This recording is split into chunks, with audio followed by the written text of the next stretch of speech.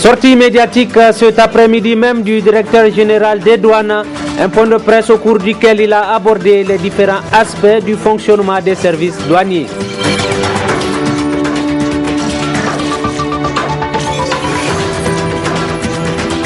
L'initiative est celle de l'ARTP qui depuis ce matin tient à l'hôtel Gawai des journées d'études objectifs la contribution des TIC au développement économique et social du pays. Monsieur, dames, bonsoir et de facto toutes nos excuses pour ce léger retard indépendamment de notre volonté.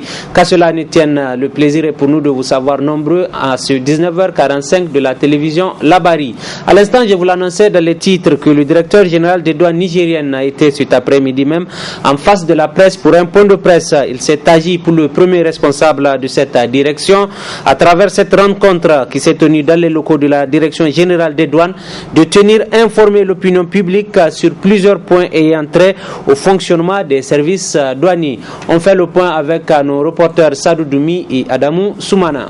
La présente sortie médiatique de l'administration douanière du Niger avec à sa tête son directeur général vise à éclairer les concitoyens sur le fonctionnement des services douaniers. D'entrée du jeu, le premier responsable des douanes a bien voulu informer l'opinion publique sur quelques innovations en cours en vue de la modernisation de leurs différents services. Il s'agit de la migration informatique du système Sidonia++ vers le Sidonia World qui va nous permettre les possibilités de faire beaucoup d'autres choses, dont la deuxième mesure, c'est-à-dire l'interconnexion de toutes les unités douanières.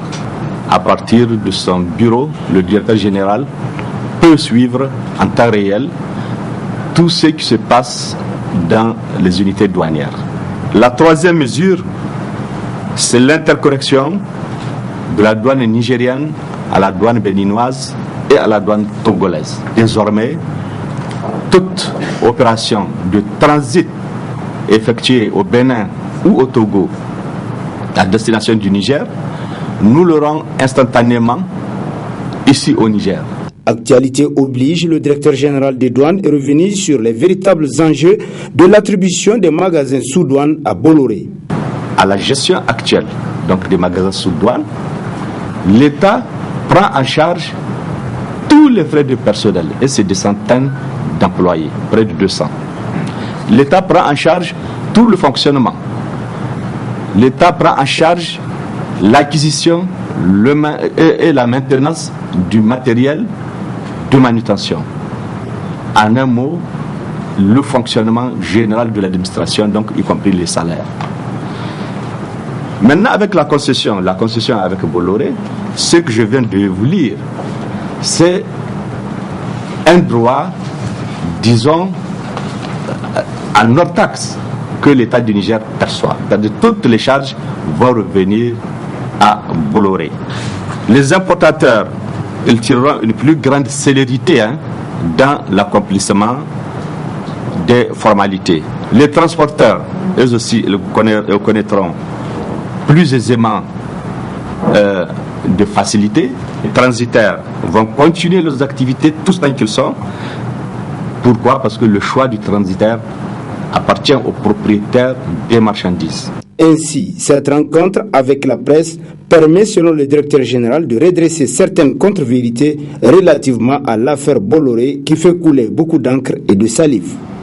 Justement, Adamou Soumana, relativement à cette même affaire dite de Bolloré, le fossé semble s'agrandir entre les transitaires et le groupe Bolloré Africa Logistique, le nœud gordien d'une telle mésentente.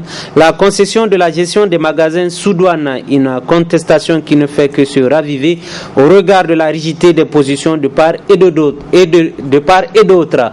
Le reportage est signé Ali Sissé Ibrahim et Soumaïla Abdoulaye.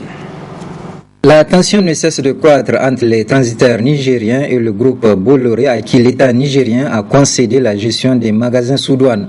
Parmi les causes de contestation des transitaires se trouvent les tarifs très élevés que compte appliquer le groupe Bolloré, comme l'explique ici le secrétaire général adjoint du syndicat national des agents de transit, Habib Gado.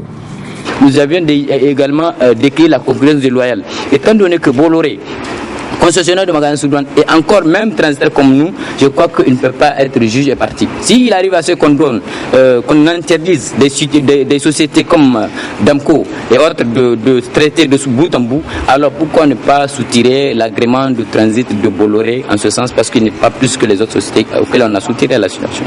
Donc là, nous avons entrepris des démarches par le biais de la Chambre de commerce. La Chambre de commerce aurait entrepris ces démarches pour voir les autorités compétentes. Je crois qu'il y a des sources sûres qui disent que la Chambre de commerce a trouvé une tarification qui serait minime à celle de Bolloré, mais le piège reste tendu parce qu'il y a un piège.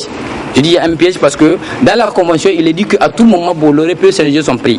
Donc sur ce, je crois que même s'il va nous donner un petit prix minime qu'il soit, je crois qu'avec le temps, il va encore rehausser jusqu'à revenir ce qu'il souhaitait avoir. Ainsi, après plusieurs jours de protestation, les transitaires nigériens se disent déterminés à poursuivre leur lutte jusqu'à satisfaction totale de leurs revendications. Nous ne faisons pas en sorte que la trésorerie soit menacée, soit encore pillée davantage, mais nous voudrons à ce que ça soit gonflé davantage. Par conséquent, nous avions plusieurs méthodes de lutte.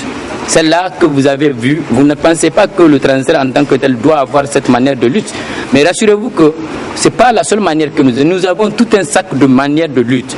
Si celle-là ne passe, nous passons à la prochaine, ainsi de suite jusqu'au dernier transitaire et nous allons résister. Il est clair qu'un bras de fer est désormais engagé entre les transitaires et le groupe Bolloré dans la gestion des magasins sous douane. Une situation qui doit interpeller le gouvernement car la mésentente entre les transitaires et le groupe Bolloré ne présage rien de bénéfique pour l'économie de notre pays. Passons à toute autre chose dans cette édition avec l'instance de régulation qu'est le Conseil supérieur de la communication CSC qui reprend sa série de sessions. Celle-ci, au titre du mois de juin 2016, comporte 8 points inscrits à l'ordre du jour, dont celui relatif à la couverture de la guerre contre Boko Haram. C'est d'ailleurs le président de l'institution qui en a présidé la cérémonie d'ouverture en présence d'autres conseillers. Le résumé avec Assouma Seydou et Nasser Seydou. Cette session au titre du mois de juillet 2016 comporte 8 points, dont celui relatif à la couverture de la guerre contre Boko Haram par la presse écrite nigérienne. Depuis février 2015, le Niger est entré en guerre contre la secte Boko Haram. Et depuis la fin du mois de juin dernier, on note une recrudescence des attaques de ces terroristes sans foi ni loi, qui se sont soldées, hélas, par la mort de plusieurs personnes civiles et militaires. Face à cette escalade de la belligérance dans la partie est de notre pays, le bureau du Conseil supérieur de la communication a décidé de réactiver le monitoring de la couverture de la guerre contre Boko Haram. L'objectif visé à travers cette initiative est double. Il s'agit d'une part de prévenir et de gérer des dérapages éventuels et d'autre part de mesurer la sensibilité au conflit de la pratique journalistique au cours de cette période assez particulière. En effet, il est aujourd'hui admis par la profession elle-même qu'un journaliste ne doit pas décrire un conflit, une guerre, comme il décrirait un match de football ou un combat de championnat de lutte traditionnel. Au président du Conseil supérieur de la communication d'exhorter les journalistes de traiter cette question de Boko Haram très sensible dans le respect de l'éthique et de la déontologie. En la matière, la règle d'or du journalisme est résumée par le triptyque exactitude, impartialité et responsabilité. Si les journalistes s'écartent de ces principes sacro-saints du métier en période de conflit, les informations qu'ils diffusent peuvent envenimer la situation en contribuant à créer et à entretenir la psychose et la peur. Je profite de cette occasion pour réaffirmer l'engagement du Conseil supérieur de la communication à œuvrer sans relâche pour une presse libre, crédible et responsable au service de l'intérêt général. Enfin, le président du Conseil supérieur de la communication a adressé le soutien et les encouragements du CSC aux valeureuses forces de défense et de sécurité du Niger, actuellement en guerre contre Boko Haram dans la région de Difa. Au même moment, la salle de réunion de l'hôtel Gawé a servi de cadre ce matin à un atelier dit de journée d'études. Au menu des échanges, le développement des TIC dans le développement économique et social, tout comme sa contribution aux objectifs de développement du Niger, une initiative de l'ARTP, l'autorité de régulation des télécommunications et des postes. Image de Chebou Guissou, commentée dans ce compte rendu de la rédaction. Ils sont tous acteurs pour le développement des technologies de l'information et de la communication dans notre pays, d'où leur présence effective aux assises des présentes journées d'études. D'ailleurs, à juste titre, au regard de leur contribution au développement du continent et celui du Niger. En Afrique, l'usage des TIC a été à l'origine de plusieurs innovations, à savoir l'irruption de nouveaux opérateurs, l'entrée des fournisseurs d'accès Internet et la création des start-up. Afin de faire du secteur des TIC un réel acteur de développement, les plus importantes autorités du Niger ont tenu à redynamiser le secteur en créant un département ministériel chargé de l'économie numérique et de la poste. En outre, la politique sectorielle des télécommunications élaborée en 2012 entre dans sa phase de mise en œuvre. Des travaux qui présentent des résultats probants au regard de l'ambition commune, d'où l'accompagnement d'experts avérés.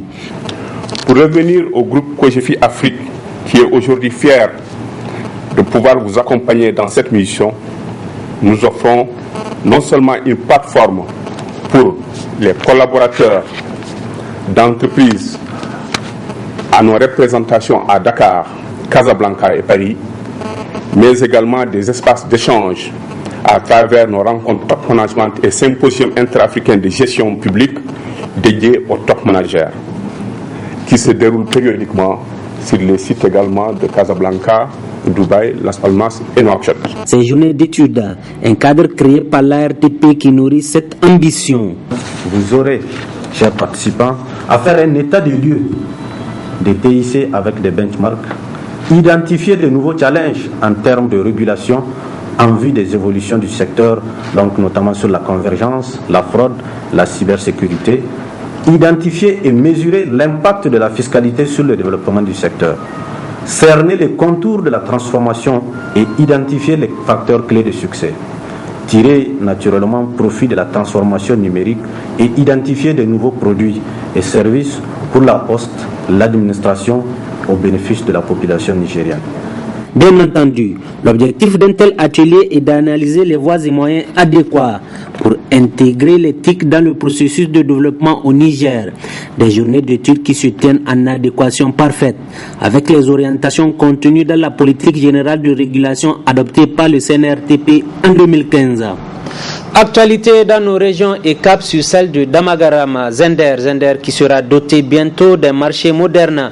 Les travaux lancés par le président de la République il y a plus d'un an se poursuivent. C'est un marché démontable en partie comportant plus de 2000 boutiques, lesquelles boutiques seront mises à la disposition des commerçants de la capitale de Damagaram. Le reportage est signé Michel Deji sous les images de la télévision Gaskia.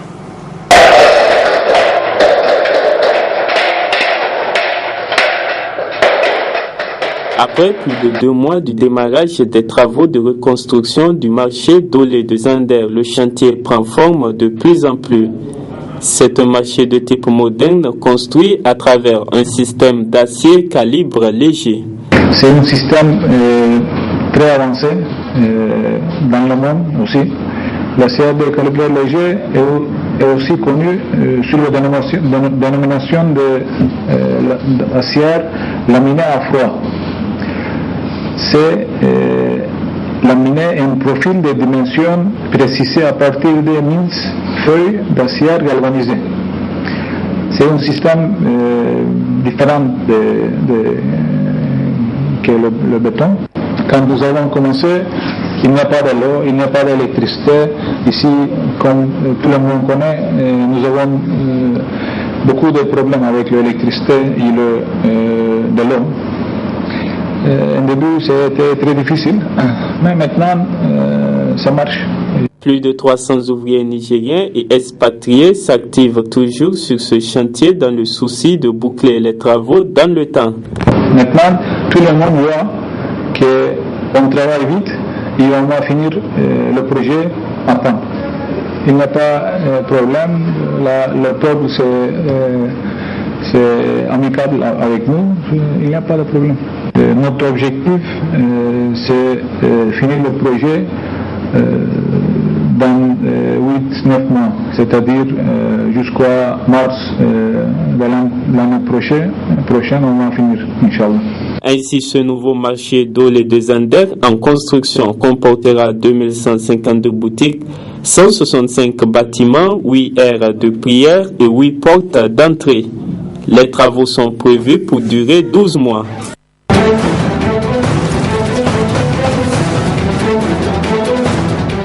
Page internationale de cette édition. Au lendemain de l'attentat d'Ansbach, les autorités allemandes ont donc annoncé un renforcement du dispositif sécuritaire. C'est ainsi que la présence policière sera augmentée dans les jours qui arrivent autour des gares, des aéroports et même des frontières. Une vigilance accrue dans le pays alors que les autorités bavaroises sont à mesure désormais d'en dire plus sur l'auteur de l'attentat suicide d'hier soir. L'homme qui a fait 12 blessés avant son passage à l'acte prêtait déjà allégeance à l'État islamique, le groupe qui a d'ailleurs dans la foulée applaudi l'action de l'un de ses combattants. Ludovic de Foucault pour le reportage. Pour les autorités bavaroises, ça ne fait plus aucun doute. Une vidéo a été retrouvée dans le téléphone portable du réfugié syrien qui s'est fait exploser, une vidéo dans laquelle il menace en arabe de tuer des Allemands et fait allégeance au groupe État islamique qui a depuis revendiqué l'attentat. Je crois que cette vidéo montre sans équivoque que ce qui s'est passé était une attaque terroriste avec un cadre islamiste et que l'individu en question avait des convictions islamistes. L'homme n'avait pas obtenu l'asile qu'il demandait en Allemagne. Il aurait dû être expulsé en Bulgarie, mais la procédure a été ralentie à cause de son état de santé. Psychologiquement instable, il avait tenté 2 fois de se suicider et avait fait un séjour dans une institution spécialisée. Le 13 juillet, pourtant, il avait, pour la seconde fois, reçu une demande de quitter le territoire allemand. Son voisin, dans cet immeuble, parle d'un homme seul. Je crois qu'il avait des problèmes. Il mentait tout le temps, même sans raison. Et j'ai très vite compris qu'il avait besoin d'être au centre de l'attention. Il voulait de l'attention. Dimanche soir, aux abords d'un festival de musique à Ansbach en Bavière, cet homme de 27 ans s'est fait exploser peu après avoir tenté sans succès de pénétrer dans l'enceinte du festival. La police a évoqué des indices selon lesquels des pièces de métal avaient été ajoutées à l'engin explosif. Toujours au même registre des attentats, il y a 11 jours, c'est la France qui était visée. La polémique autour du dispositif sécuritaire prévu cette soirée du 14 juillet fait toujours parler. Mise en cause à Bernard Cazeneuve, le ministre français de l'Intérieur, qui organise d'ailleurs sa riposte. Aujourd'hui, il a reçu le soutien de l'exécutif, à savoir François Hollande et Manuel Valls. Ils ont tour à tour pris sa défense, accusant plutôt la droite de déstabiliser le gouvernement. Natacha Vasti. Face aux accusations de cette policière municipale, le gouvernement fait front commun. Sandra Bertin, en charge de la vidéosurveillance le soir de l'attentat, assure avoir reçu des pressions du ministère de l'Intérieur pour modifier un rapport sur le dispositif de sécurité du 14 juillet. Après Bernard Cazeneuve qui a dénoncé hier soir une campagne de calomnie, Manuel Valls est monté au créneau ce matin. Depuis le premier jour, quand Bernard Cazeneuve, dans la nuit du 14 au 15 juillet, a débarqué à Nice, Christian Estrosi commençait cette polémique. Tout cela est indigne. Et preuve que la polémique prend de l'ampleur, François Hollande, en visite au fort de Vincennes, a apporté son soutien à ses ministres en rappelant que c'était à la justice d'établir la vérité. Il ne peut pas y avoir de polémique ou d'affrontement.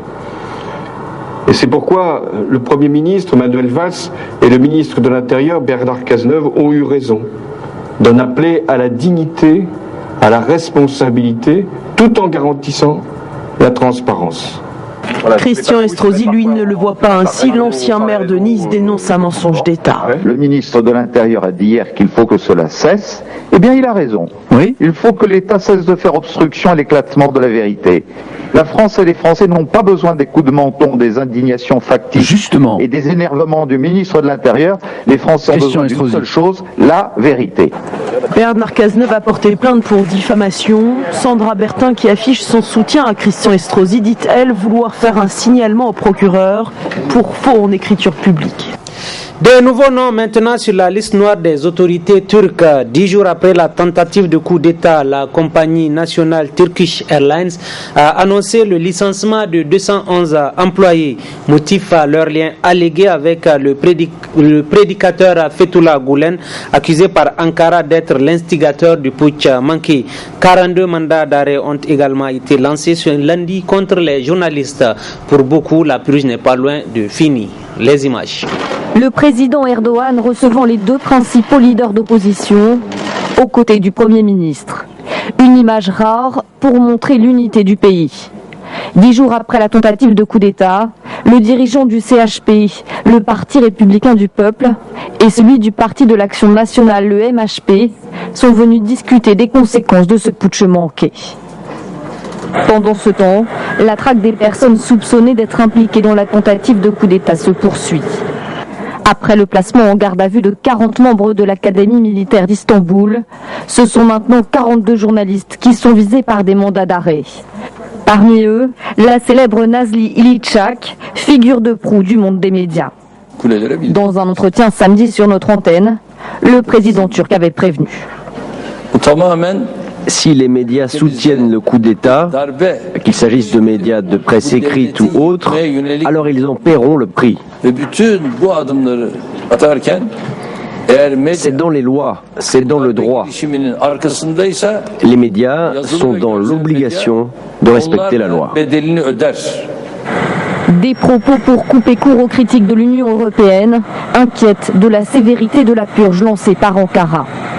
Depuis le putsch raté, plus de 13 000 personnes ont été mises en garde à vue et 5 800 en détention. Près de 50 000 fonctionnaires ont été suspendus ou limogés.